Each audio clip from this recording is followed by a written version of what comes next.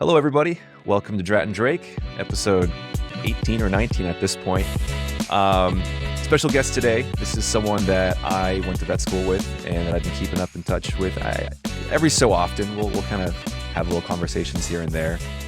He is a Ross alumni, 2018. Went to Cornell for his clinical year. Ended up, I think he now works in LA, and he's been doing some pretty cool stuff. This is Dr. Isaac Atalla. Hey there. Thanks so much for having me, guys. How's it going? It's going, man. It's another beautiful day in Southern California.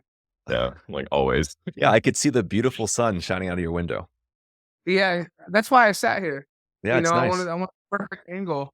Shout out to your Kobe Bryant jersey, by the way. Of course, I'm a Northern California guy. Dude, I didn't even know you could see that because I practiced with the Zoom or the FaceTime app on my computer, and it was like only here, but now with Zoom, it's a little bit of a wider lens. But yeah, you can enjoy that for the rest of the. No, I love it. Here. I love it. Yeah, and I know it's kind of like annoying how there's different like aspect ratios to all the depending on which app you're on. So yeah, it's nice, like dirty basketball shorts in the corner. No, you're good, Drake. You're good. All right. So, of course, one thing that you've always mentioned, I never actually was able to really kind of get into the details of this, but you talk about, you being born in LA or raised in LA. You have an Egyptian Arabic background. Tell me about that. Introduce yourself a little bit more. I don't know if I gave the best details, but, share your story a little bit. Tell me about your upbringing, kind of how that goes into veterinary medicine, and we'll kind of start from there. Cool. So, I was born in Egypt in a city called Ismailia, and I was moved to the U.S. by my parents. At the time, I was about 1 year old. I think 9 months to 12 months. Wow. They got here. They were both veterinarians in Egypt and decided very early on that they were going to try to become vets in America. And so they took like different tests like the TOEFL and things like that. Oh, yeah. Yeah. A little bit of a tedious process, and they did a little clinical year. So we actually ended up moving to Iowa when my mom was in her clinics for a year before moving back down to Southern California where they started a practice, So I was always sort of around veterinary medicine. You know what I mean? It was it was something that, both my parents are vets. I became a vet, and then also both my sisters became vets. So it's like a whole family. Were you guys, though, you see those Chinese restaurants where the mom and dad own it and their kids always doing homework in the corner? Were you that kid at the veterinary hospital just doing your homework? Were you always there? You know what, man? So I actually didn't, it was never really pushed on me. So much so that in high school, I actually didn't do very well at all in high school. I think I graduated like 480 something out of 570 something. Like, yeah. My last semester or my last year, I can't remember exactly, but I had like a 1.83 GPA that year. Yeah, bro. School is not it for me, man. Look at you now, huh? Yeah, bro. I thought I was gonna go to the military, and then after the military, like have them regiment my life for me, and then it's a different dog. So how did you end up falling into vet med? So it was actually my uncle. I don't even know that he knows this story, but so my uncle and I had a conversation one time, and I think he was asking me like, "Hey, like, what are you gonna do?" And I'm telling him, well, I'm thinking about going to the military, and he was like, "Well, why don't you give college a try? And then if it ends up working out, you could just become a vet and work with your parents. It'd be a pretty sweet life." And so I just very rationally made the decision to give community college a try. Obviously, my grades were so terrible in high school that I probably couldn't go to a university, and I didn't have the discipline. I didn't have the work ethic, probably to even compete with university type students at the time. So I started at Cerritos Community College, and also I did some summers at Compton Community College just to get in extra classes. Yeah. And man, one thing led to another. Lots of trial and error, lots of failures, but eventually I learned how to learn, which is a process in itself. Absolutely. And I ended up transferring to UC Davis, finished my bachelor's there, and then ended up at Ross through a family friend told us about it. Yeah. That's cool, man. So yeah, I would say very similar for me. I didn't always want to, like a lot of people have stories where they always want to be a vet, like since they were a kid. And I never had that. I think mine was a little bit more, not so much of an emotional decision, but more of kind of almost evaluating my skills and my passions. I knew I wanted to be into science. And so my sister was a vet. So I was like, yeah, why don't I just try it out? And of course, it kind of grew from there. Yeah. Yeah. I think most people like animals, like when they're kids, right? Like you're into like dinosaurs and lions and sharks and all that stuff. So there's always that genuine interest in animals, but to actually commit like a decade of your life to becoming a doctor, that's like a different story. You know, that needs logical, let's call it a logical commitment, Well, so going into that, how are Egyptians, I mean, not even 20, 30 years ago, even now, how do they see animals as companions? And how does that almost translate into your experience as a vet in Western civilization? So, I mean, I can't really speak on behalf of the Egyptian people in Egypt because I didn't Sure. really live there. Like I'm more American Yeah. culturally than anything else, you know? So, but I think that like it's veterinarians in Egypt are not regarded as like, the way we're regarded here, let's say. Yeah. You know, like it's like a real job here, you Yeah. know? More like a trade over there that's It's more like, yeah, it's just not really like respected the way it is here. And here, like gotcha.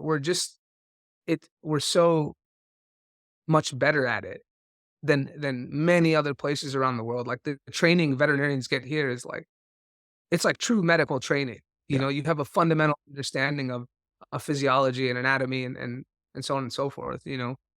Did your Yeah. parents describe to you much about how their veterinary practice was in Egypt? Because I have no concept of like, Yeah, are they little so it's not. storefronts or how does that work?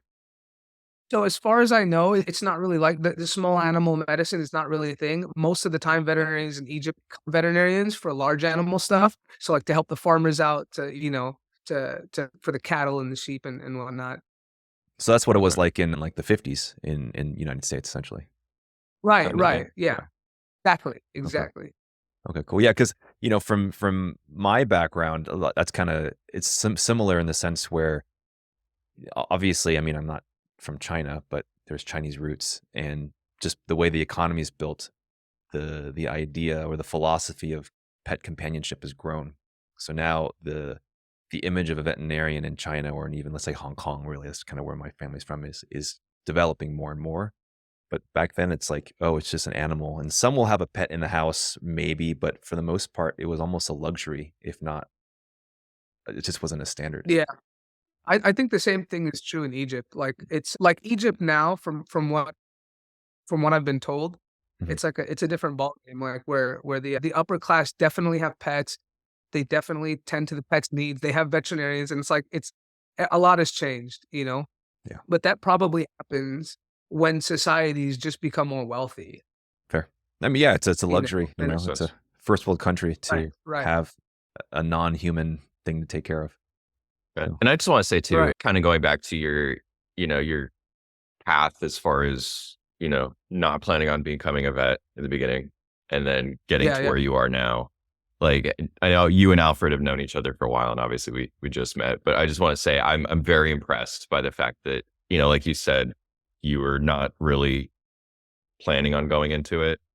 You didn't really have the class rank that most people are trying to shoot for to become a vet, right? But to come from that level all the way to getting into vet school, I mean, that takes grit and that takes dedication. So I think it's a testament to like, you know, Yeah. I mean, as yeah. much as I appreciate you flattering me and the No. I mean, compliment. it's sincere, right? Because I think honestly, Isaac and I both it's said this earlier. We don't take compliments well. yeah, no, Yeah, it's well, genuinely like I think it's something that like everybody has their own path getting through here, right? And obviously, like there's some people that knew from the very beginning and had smaller jumps to each level, right? But right. like to me, that just sounded like a huge jump that took work. I I mean, mean, I wasn't from there for it, but that sounds like a a ton of work. community college over to Cornell. I mean, that's a pretty cool, Yeah, that's like awesome job. Sounds like the title of Kudos. my book. right? Yeah. Hey, Hey, give me a signed copy. I'll buy it. Oh yeah, Now, stop it. let's go a little bit back into Ross, right? Because Yeah, of course, we were in the same graduating class in the same semester, so we saw each other every day in the classroom.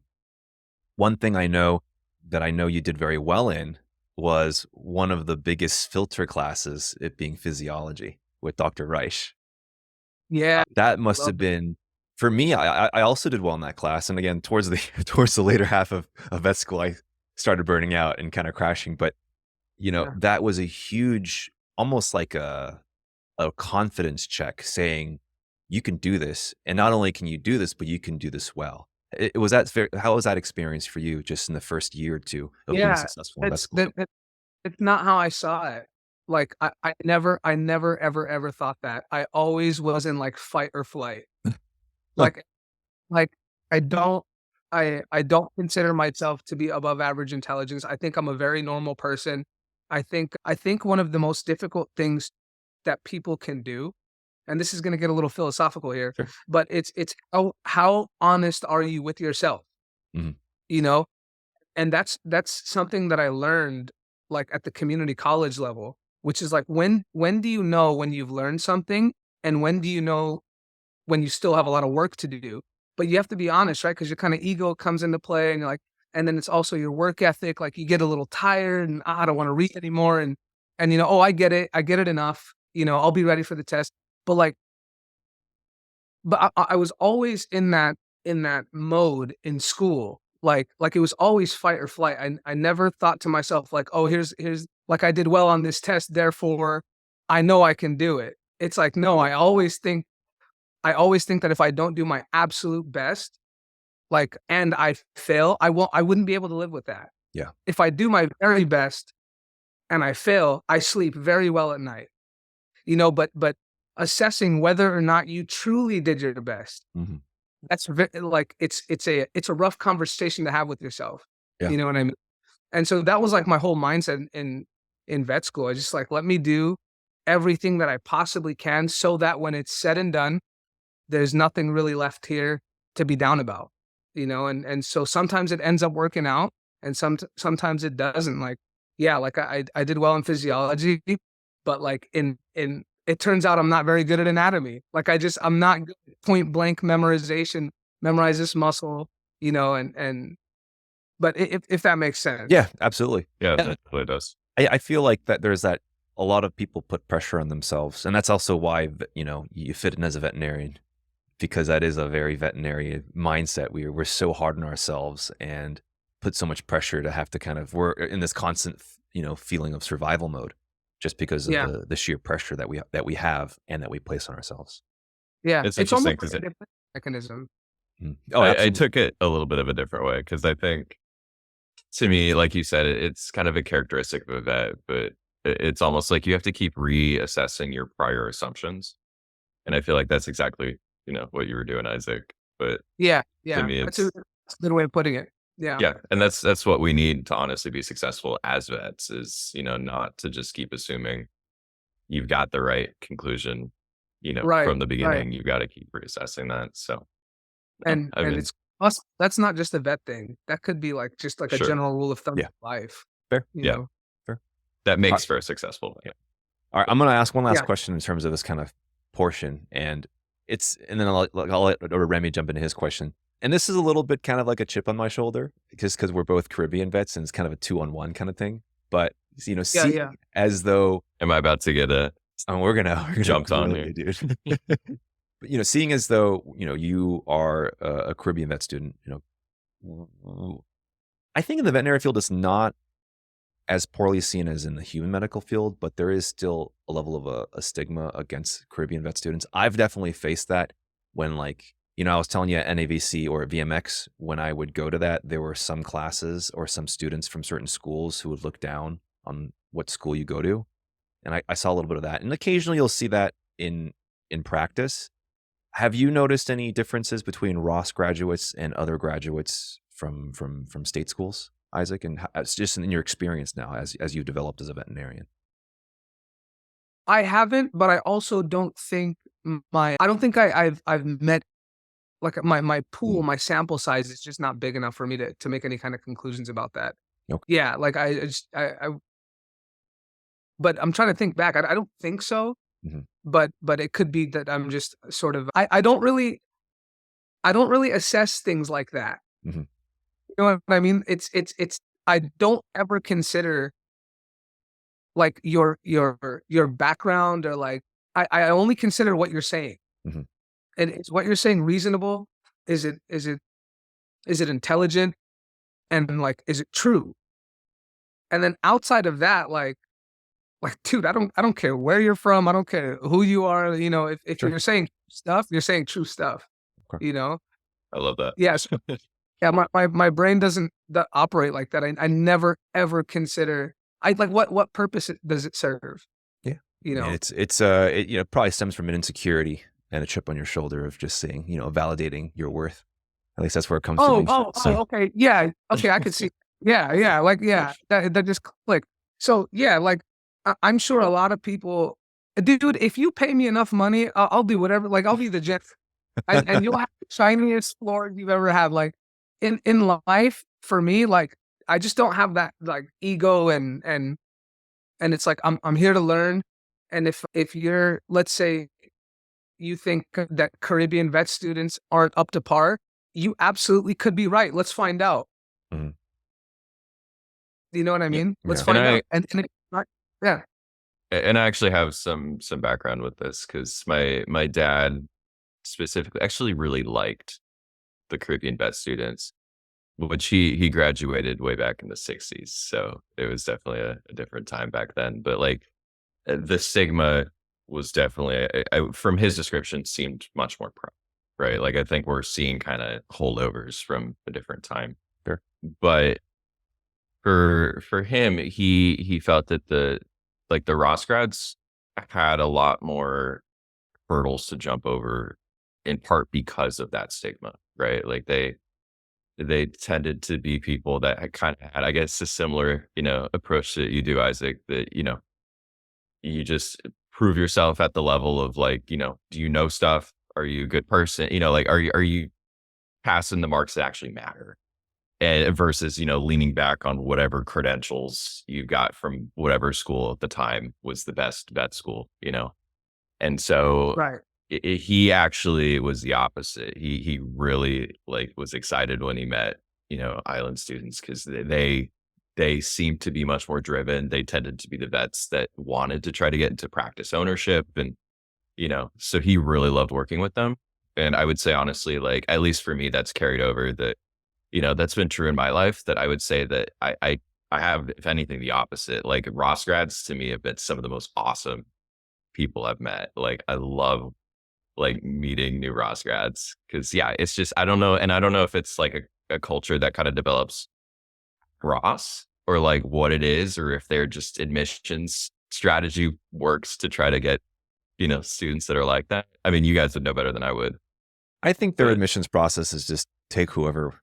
Well, no, that's not kind of fair to say. But I mean, the way I just always grab see it, people off right? the street. I know, right? I'm going to get an email like a cease and desist with Ross. No, I think that this has always been my thought. I mean, they're a very open for-profit school, and it's like, hey, we have like requirements of getting into the school. If you fulfill them, we're going to give you a chance, and we're going to supply you with all the resources to allow you to be the best veterinarian you can be. So take it or leave it. And then, because it has a more of an open portal for more people to enter, you're going to have more people fail or not succeed. Right.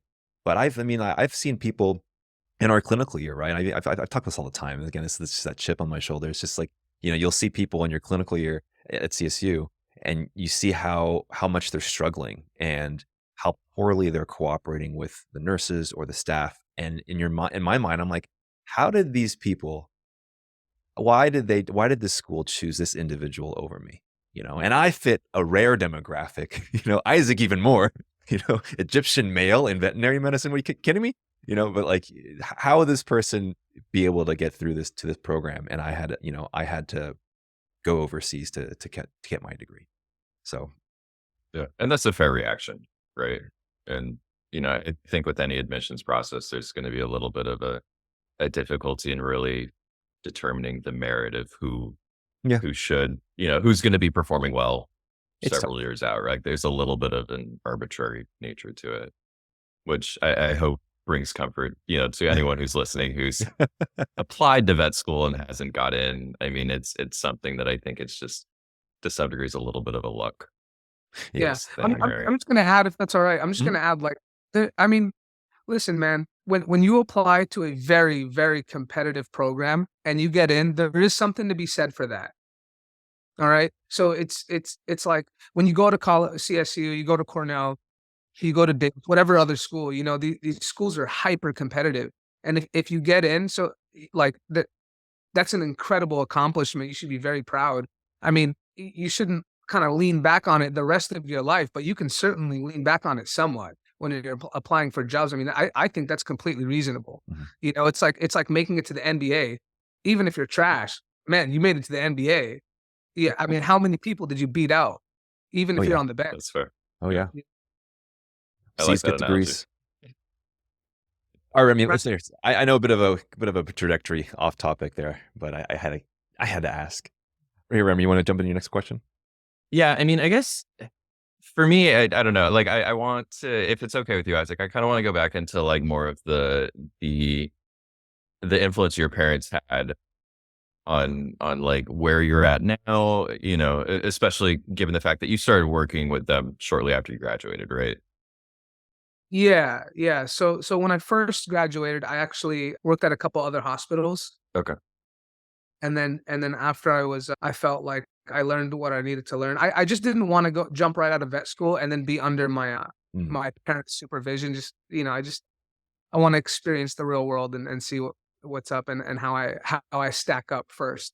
And after I was satisfied, then I went back to the clinic that my parents work at, and yeah, I mean, they're very influential my whole life, but never really directly. I mean, maybe I'm just not remembering, but a lot of it was like I just saw the work ethic. Like, I saw, like, these are people trying to make a better life for themselves. Like, nobody sat me down and told me like, "Hey, this is what it means to work hard. Mhm. You know, Mhm. Right. this is what it means to try to do the right thing, especially when nobody's looking." It's all kids kind of observe their parents, especially behind closed doors, and that's when you pick up on that stuff. Really, that's how you pick up on moralities, and you see it when your parents are doing it and nobody else is around.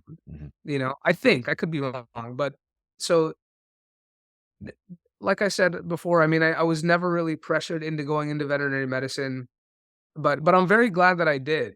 I know it's a tough job, but it's a good job. It's a rewarding job. There's always something to do. There's always something new to learn. Mhm. So yeah, Yeah, were they happy that you ended up working with them? I think, like, that were they happy that I became a vet or that I ended up working with them? Working with them, I would imagine, it seems like your parents, much like Remy's parents, were really hard workers, arguably even workaholics. That's typically Yeah, how it is with people over, you my parents, right? Overseas who come into America and like want that barrel of gold. They just worked themselves to the bone. So after their eldest son, ends up getting a degree and works under them, is there almost this feeling of relief that they have someone they can rely on whose blood to help, I wouldn't go as far as they take over the business, but help take care of a lot of that responsibility and get some of that weight yeah. off their shoulders? I mean, we've never talked about that, but I Mm. mean, just practically speaking, like, if I had a son or a daughter and they helped me run my business and they were competent, yeah, that would be great. Yeah. I can't imagine. Obviously, working with family is always a little tricky. Like, family is very, very quick to tell you what's on their mind, Uh-huh. without a filter. So that those are always interesting waters to navigate. But overall, I would say it's the best thing I've ever done, Okay. or at least one of the best things I've ever done. Working with family. So given the fact that you've kind of branched out a little bit and then come back to working more with your family, would you say that there's anything that, I mean, given the fact that they're vets that were trained in Egypt that had the large animal predominant background and then came over, and I assume brought some unique things that a lot of like US trained vets wouldn't have. I mean, what do you find anything that like stands out to you as your parents doing really well that you wish a lot of US vets kind of brought into how they practice, or is that Um, kind of a weird question? I don't know.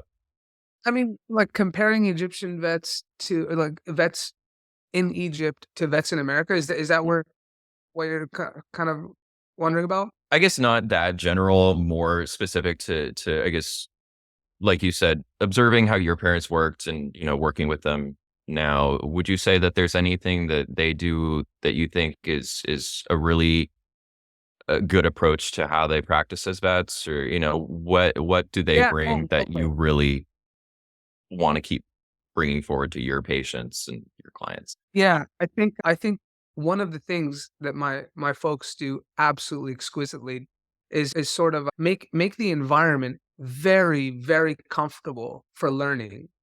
Like it's there's always the pressure of being a good doctor, right? But in order to be a good doctor, there's a huge learning curve. I mean, real practice is not like, at least in my experience, has not been like vet school at all. You know, there's so many caveats, there's so many gray areas where you're sort of left with making decisions, and the more decisions you make as a doctor, the more seasoned you become, and so on and so forth. But to make a to manufacture the environment that's so conducive for learning in like a non-judgmental way, I think most people would do very, very well in that kind of environment. Mhm. So You that know what I actually kind of, yeah. And that, I mean, I 100% agree with that. And I kind of brought me to this next set of questions, because it reminds me of our conversations that we've had before in terms of, what role does an internship have in 2024? Kind of how does the mentorship model look?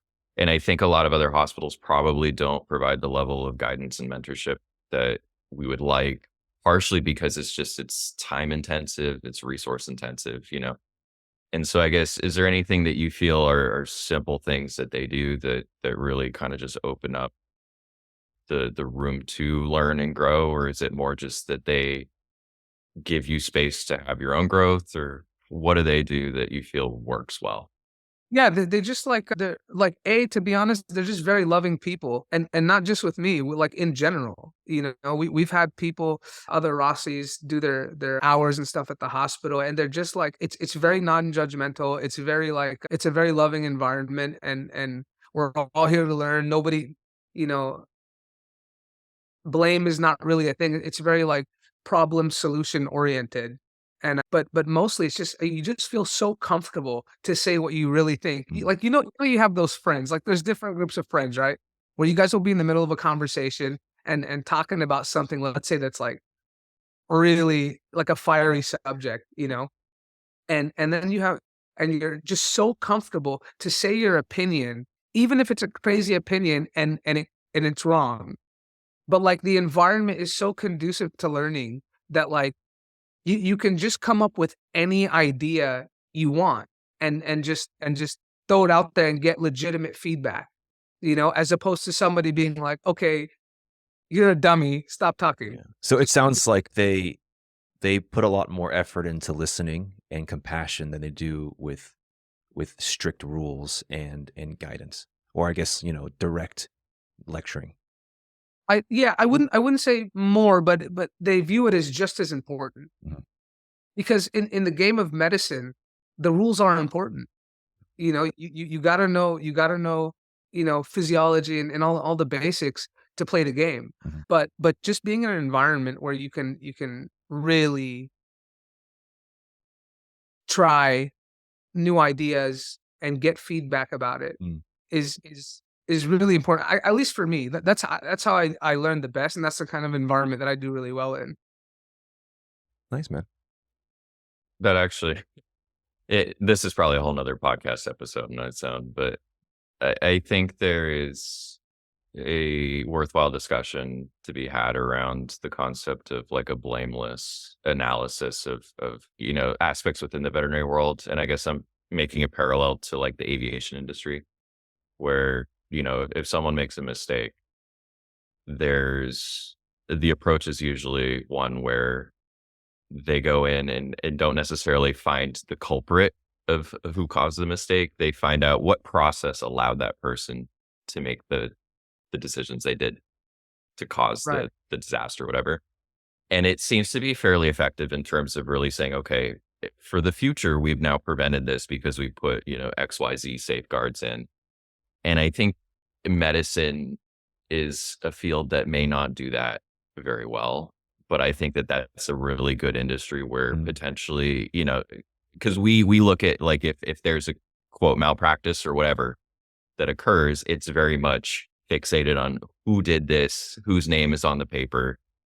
But that doesn't necessarily help us to say, okay, how do we set up safeguards to prevent that situation in the future? And it just sounds like the way your parents kind of approach things and how you approach stuff is very much, let's give room to allow people to, consider new ways of doing things, stuff like that, and give compassion to each other instead of really having like this prescription of, here's the right way to do things. And to me, it just sounds like a better environment to Not as really, rigid, it seems. yeah.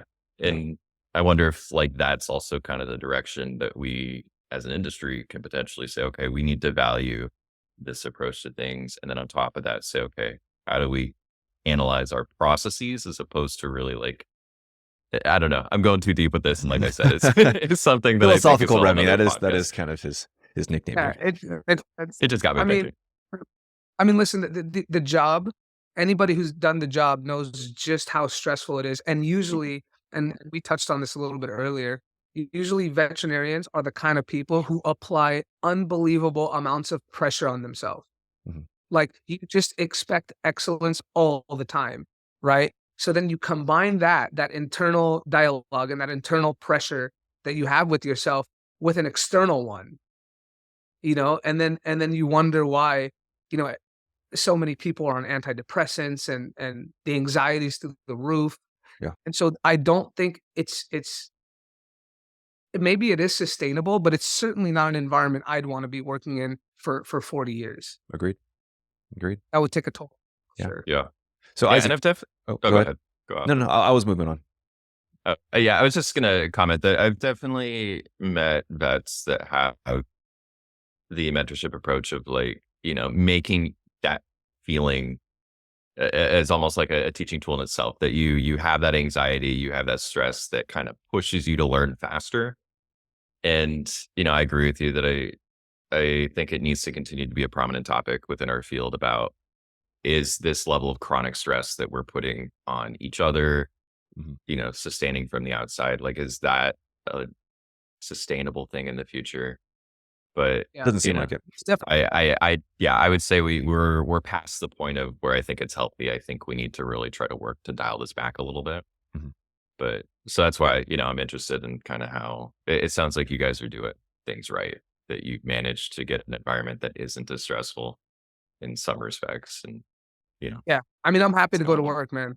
Yeah, I'm happy to which go is awesome. That's how it should be. it's good. to job. I love work. Yeah. So, Yeah. Well, paralleling kind of, this, now that we are on the topic of management, it does seem like, now your parents have kind of, you can correct me if I'm wrong, maybe even giving you the keys to really kind of start this hospital and give you a lot of responsibility in terms of practice management.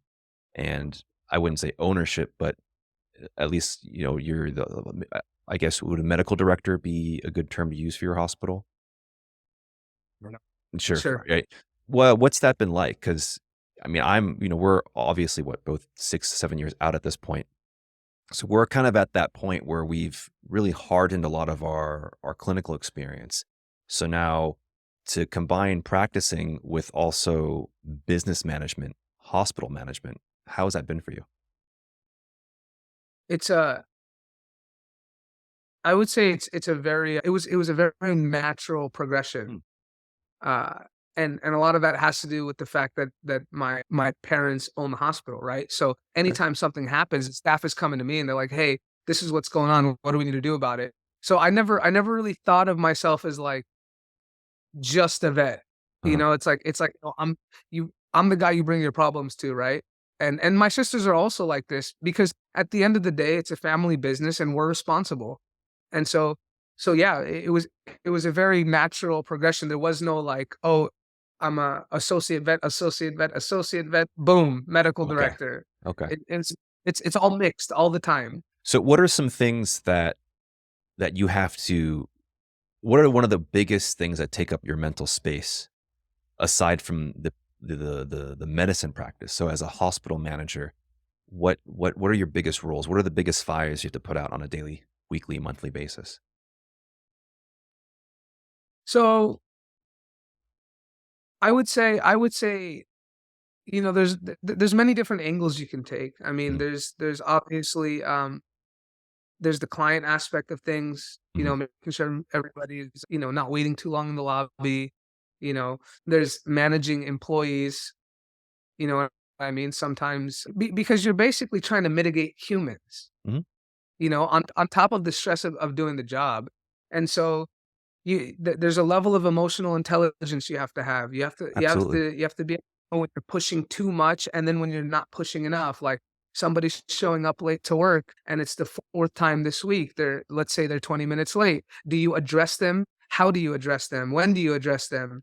You know, and then any business owner knows that sometimes you let things slide, right? You don't want to be 100% confrontational all the time, because you're dealing with people and people have egos, and I have an ego.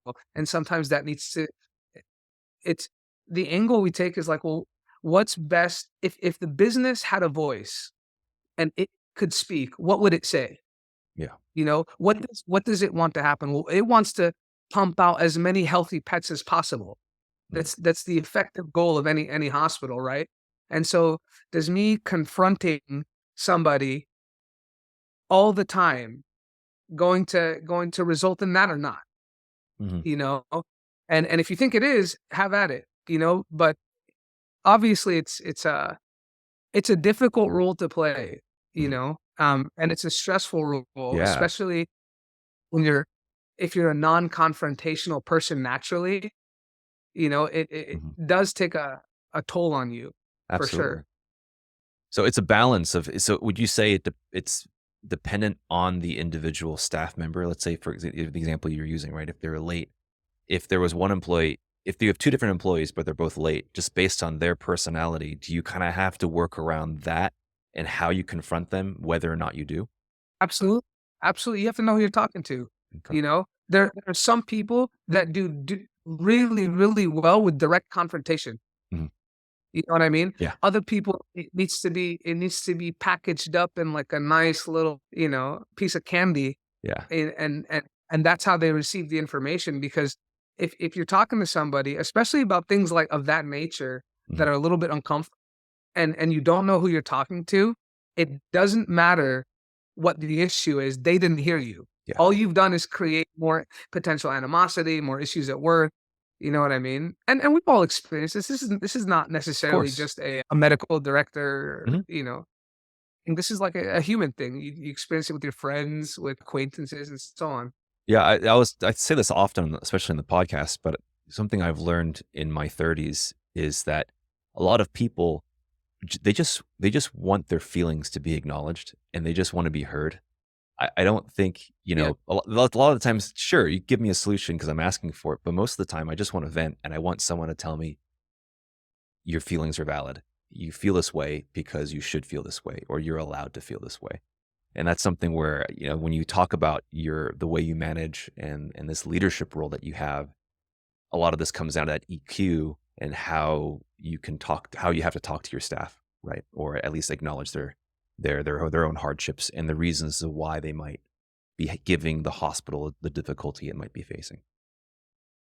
Right. Yeah. I couldn't agree more. I mean, yeah, it's not an easy role to do it effectively, and anybody can do it, but to do it Mhm. effectively and mitigate, it's like it can be It challenging sounds at tough, times. man. It sounds tough. That's why I had to ask. Because, yeah, I mean, me just practicing itself is already very difficult. So adding on having to be a leader for X amount of people, whether it's 5, 10, or 20 or 30, on top of it, I mean, I could see you just had a 30-minute consult about skin with one client. You get out of the room and someone goes, "Hey, Dr. Atalla, Casey's late again for the 30th time." Or they're texting on their phone, or there's some issue here, or this client's complaining about the bill, and you're trying to get some medication for this patient, but now you're pulled to the side to have to mitigate this problem. I mean, I would imagine that happens on a daily, right? Yeah.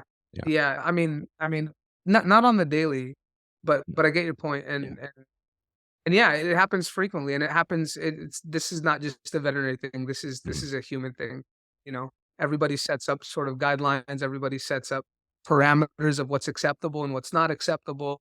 And when those parameters are trespassed, not only are they addressed, but the manner in which you're addressing the issue is probably more important than what you're actually saying, Yeah. in my experience. Yeah. Agreed.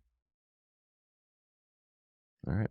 So kind of now another kind of translation, right, is you have this leadership, this management role in the hospital. And recently you've announced a service that you've created called Hubavet. Yeah. And this now, that translation goes into now you're not just managing a hospital with people, you're managing this service that essentially hires or contracts veterinarians to do a certain service. Can you, first off, why don't you tell me what Hubavet is and tell me more about it? Yeah, yeah. Let's see. Let's see. What did they tell me to say here? Hubavet is it? Hubavet is it? So no, but what it is basically it's a telemedicine platform designed for the veterinarian, and what I'm hoping happens is that veterinarians basically use this however they see fit. I'm sure there's a ton of different applications and business models that can be used with it. Mhm. So it's kind of like an open-ended thing. I mean, you play with it. If you think it's useful, use it. If you don't think it's useful, don't use it. If you can't determine, kind of like suspend judgment until you figure it out. I'm hoping that people just give it a shot and use it however they see fit. And if that means that you just want the relief doctor just wants to see some cases on the side, fine.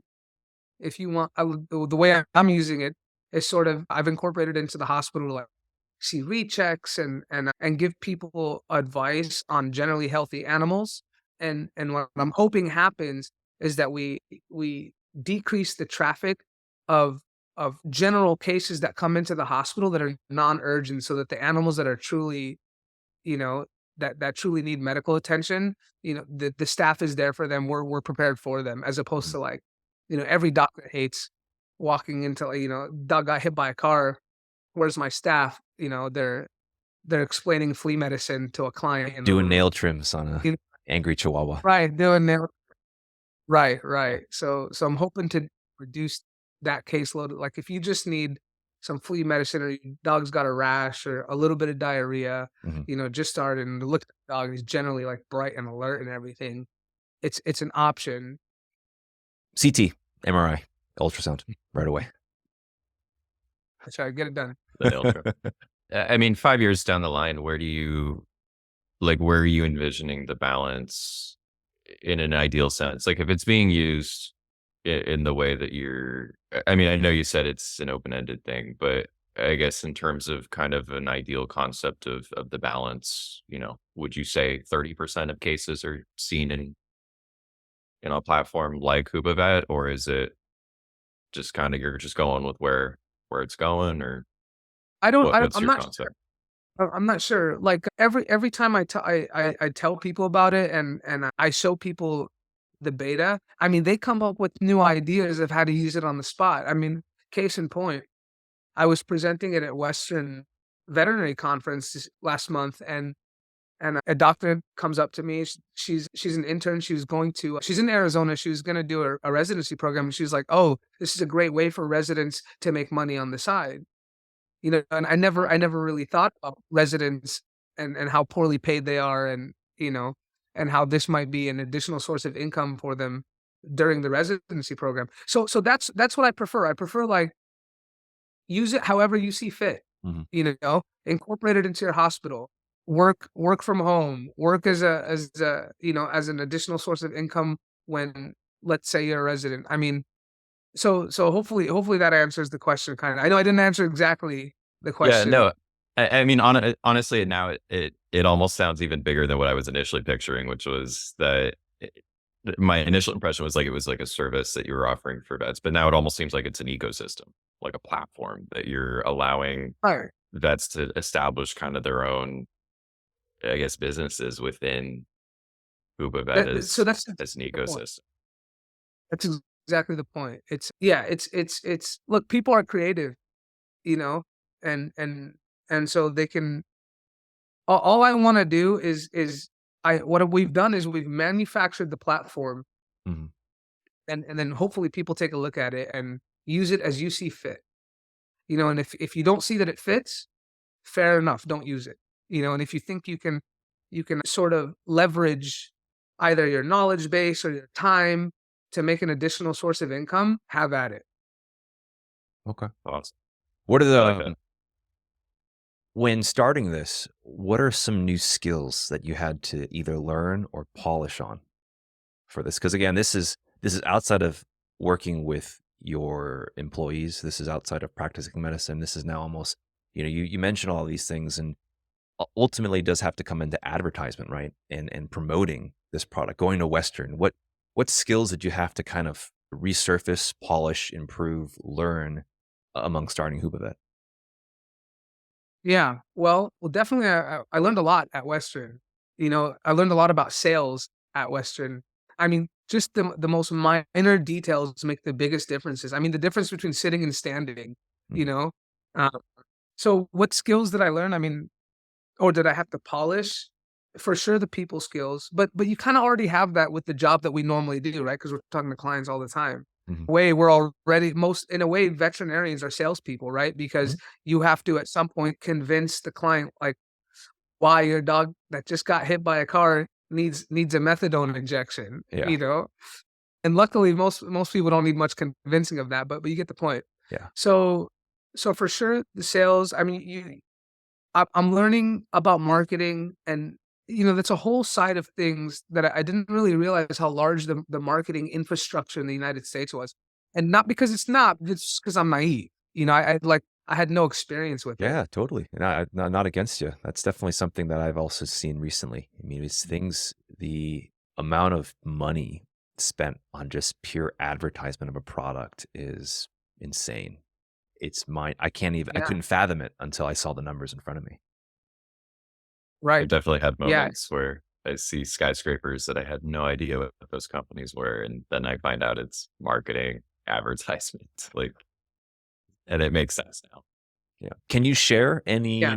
any marketing strategies that you've come across lately that you're going to be implementing?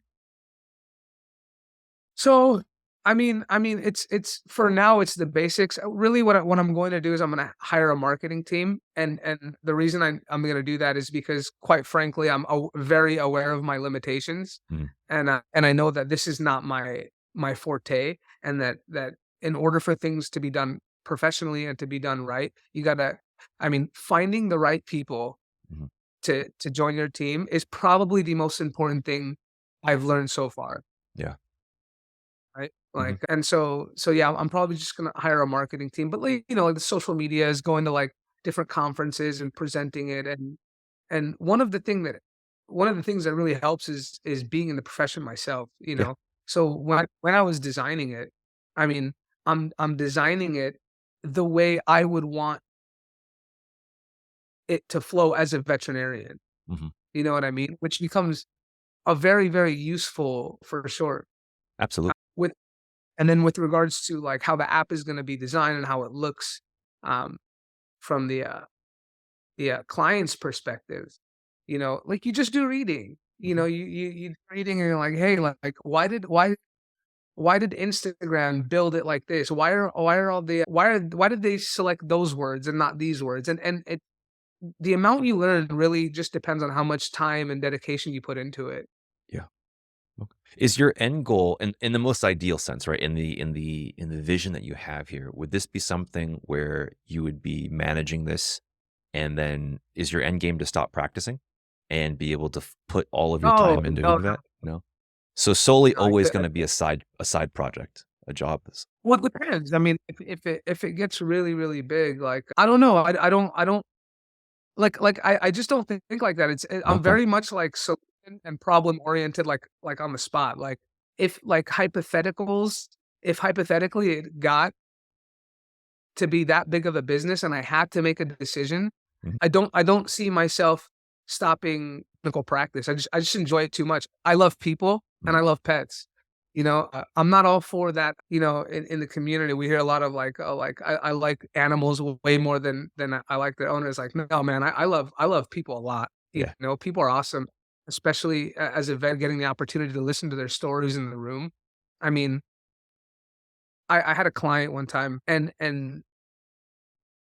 you know, you start to really understand why people become so attached to their animals, Mm. because it's not just always the love that the animals show the people. Mhm. It's like the stories behind the animal, how they got the animal.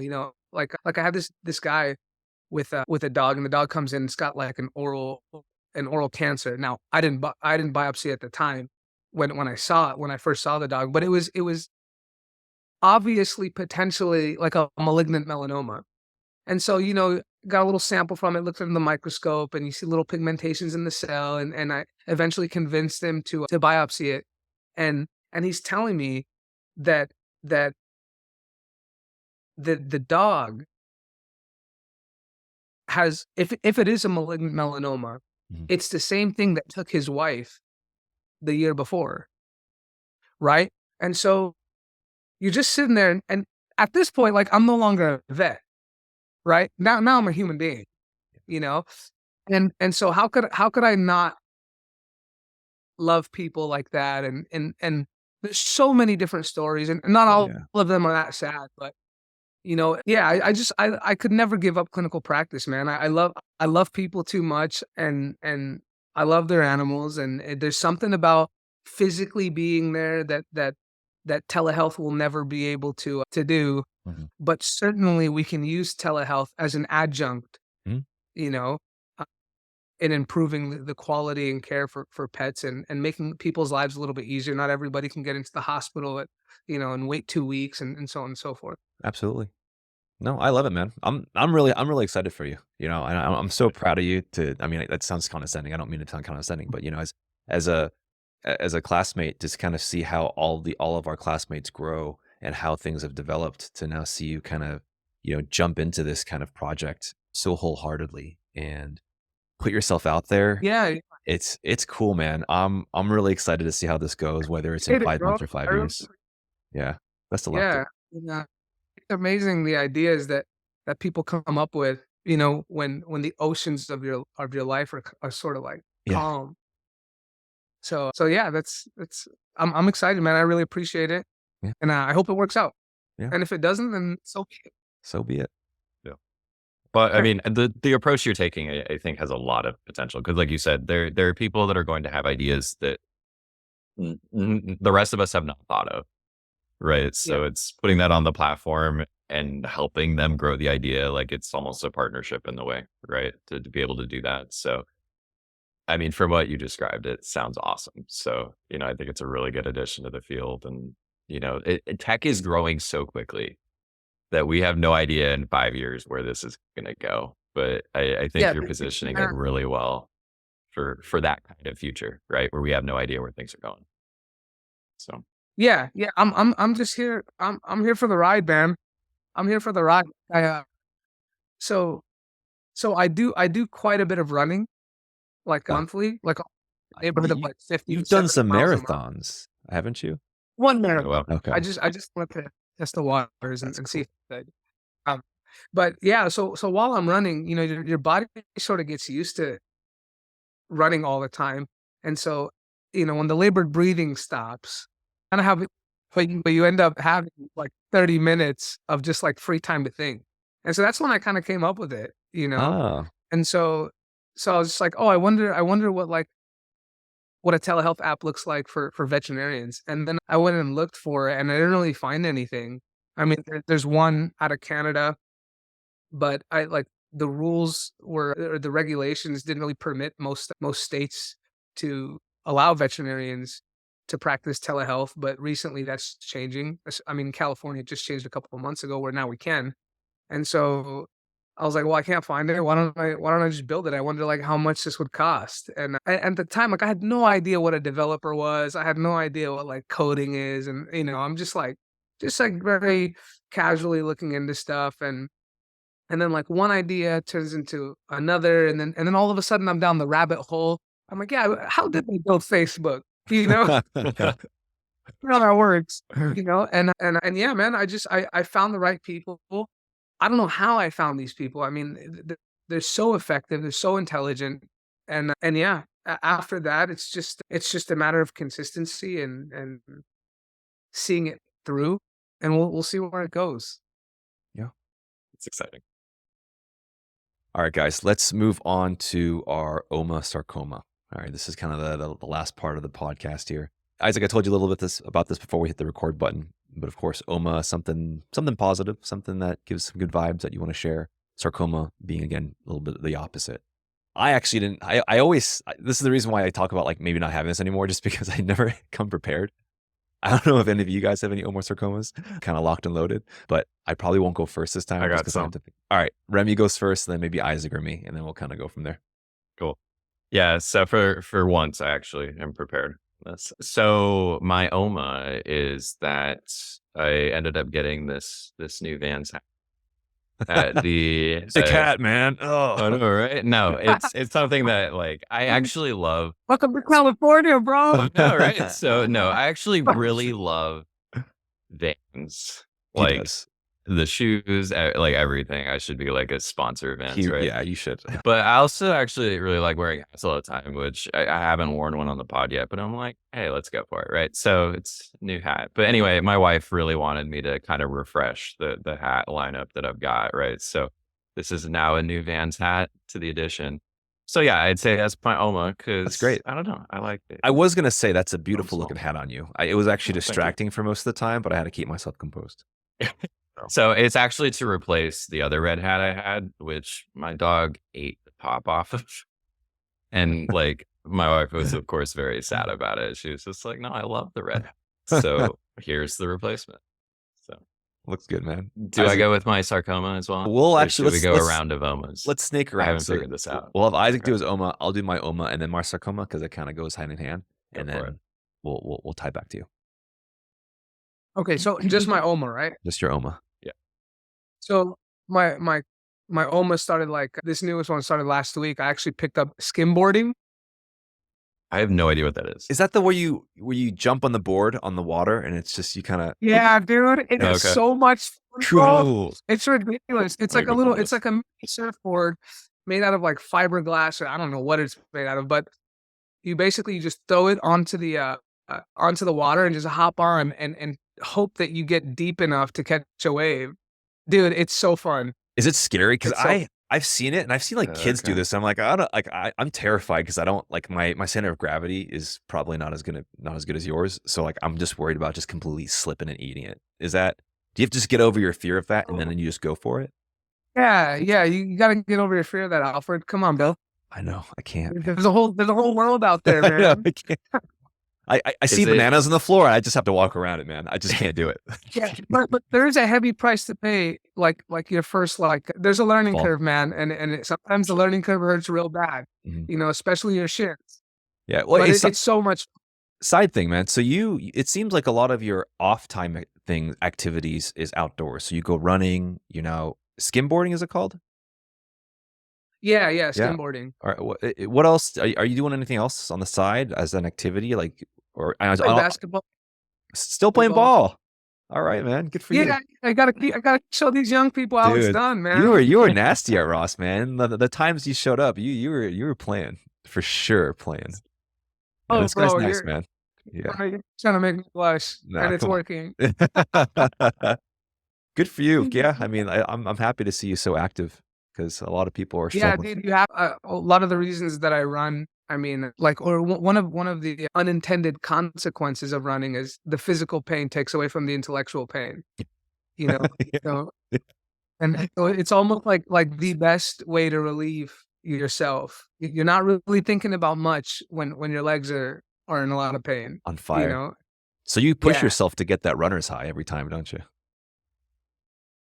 Yeah. I mean, I never really experienced the runner's high until I started prepping for the marathon.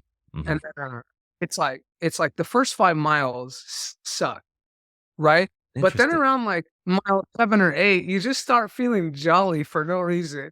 You know what I mean? It's the lack of oxygen to your So brain. right. That's because you're gonna pay that. Yeah. And then the wall, I think, comes at like mile 19 or 20, right? Is that usually what happens for marathons? If I remember correctly, because this is a few years ago, but yeah, something like that. Okay. But you're just like it's all adrenaline, man. You're just like, come on, we're almost there, you know. Good for But you, dude. yeah, dude, physically, pushing yourself is a great way to relieve stress. It's a great way to improve your mood, at least in my opinion. No, well said. All right, so my OMA, I'm gonna kind of then I'll do my OMA and then directly go into my sarcoma because it kind of goes hand in hand, and then maybe we'll snake back to Isaac and then finish with you. Okay, Remy?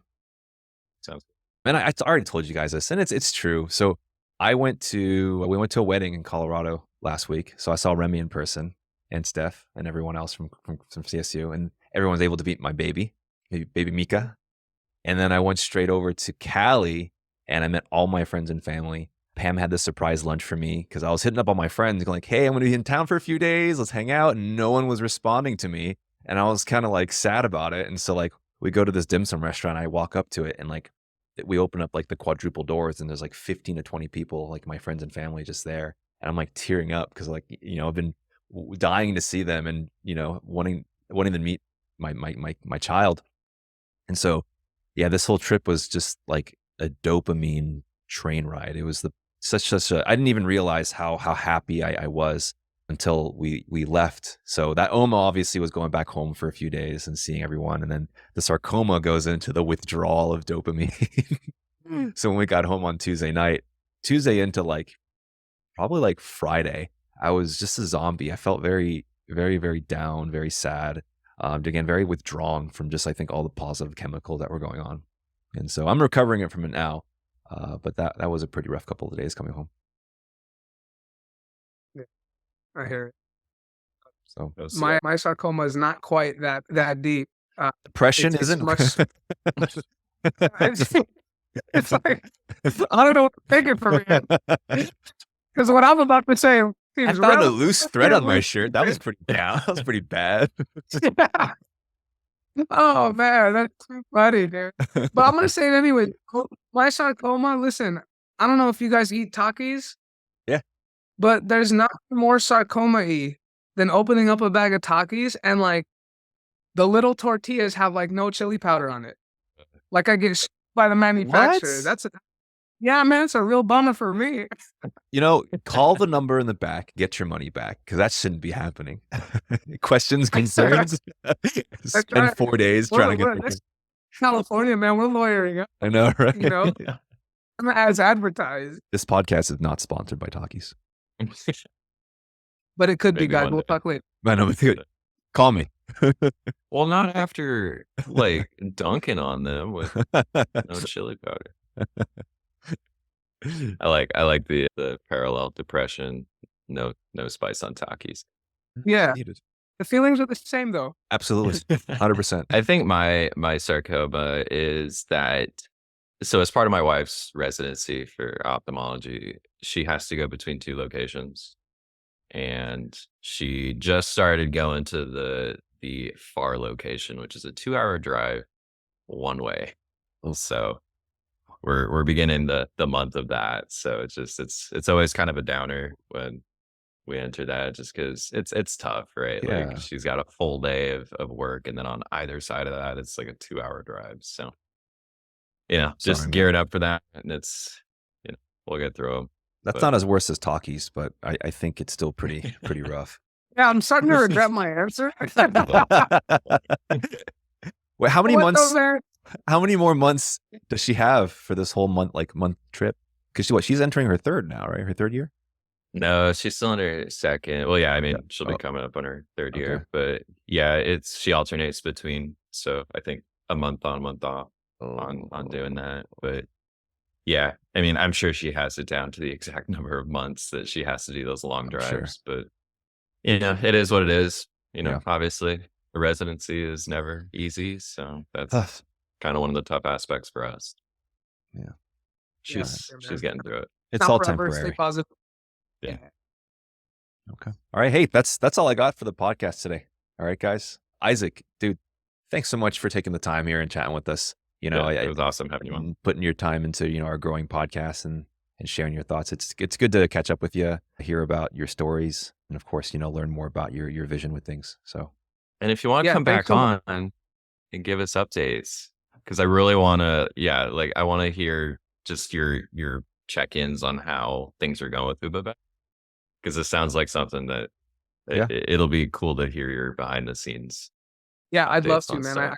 Thanks so Okay. much for inviting. I had so much Yeah. fun. I didn't think it was gonna be this fun. I yeah. really didn't. Oh, thanks, man. Yeah, we try to Yeah, create a yeah. nice environment. We try to make this, Yeah, relatively light and you guys are so professional. I could never do that. I would go off so many tangents all the time. Oh, you should see our first few episodes. We're trying Oh, this is a learning progress, man. Yeah, we, yeah. we get a lot of tangents. But you guys did great.